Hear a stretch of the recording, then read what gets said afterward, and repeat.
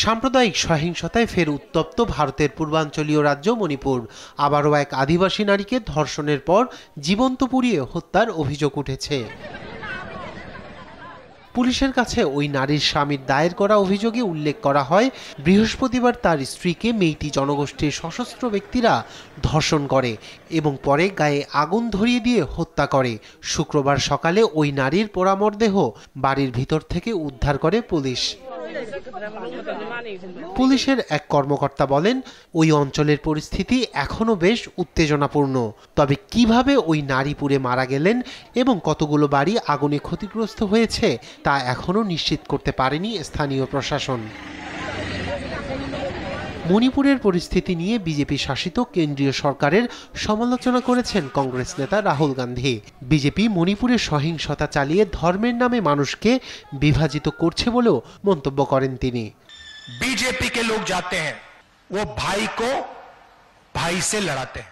যখনই জনজাতি বা দলিতদের হয়ে আওয়াজ তুলি, বিজেপি বলে আমি ভারত ভাগ করছি। এদিকে বিজেপি মণিপুরকে অগ্নিগর্ভ করছে, মানুষকে ধর্মের নামে বিভাজিত করতে চাইছে।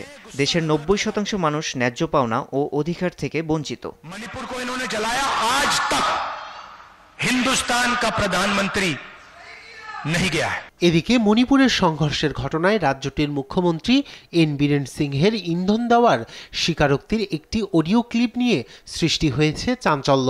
এ বিষয়ে কুকি গোষ্ঠীর করা মামলার শুনানি হয়েছে সুপ্রিম কোর্টের প্রধান বিচারপতি DY চন্দ্রচূড়ের বেঞ্চে। এ দাবির সপক্ষে তাদের অডিও টেপ সহ উপযুক্ত প্রমাণ জমা দিতে বলেছেন আদালত। কুকি এবং জোদের যৌথ সংগঠন ITLF এর দাবি, বীরেন সিংহের ইন্ধনেই মেইতেরা বাফার জোন অগ্রাহ্য করে কুকিদের এলাকা দখল করেছে, গ্রাম পুড়িয়ে দিচ্ছে। কেন্দ্রীয় সরকার নীরব দর্শকের ভূমিকা পালন করছে বলেও অভিযোগ করে ITLF।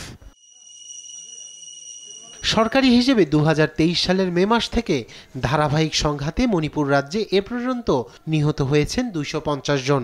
পাশাপাশি এখনও গৃহহীন অন্তত 60,000 মানুষ। তবে এত কিছুর পরেও ভারতের প্রধানমন্ত্রী নরেন্দ্র মোদী মণিপুর সফরে না যাওয়া নিয়েও নতুন করে তার সমালোচনায় বিরোধী দলীয় নেতা কংগ্রেসের রাহুল গান্ধী। রায়হান কবি শুভ্র, নিউজ ডেস্ক, দেশ টিভি।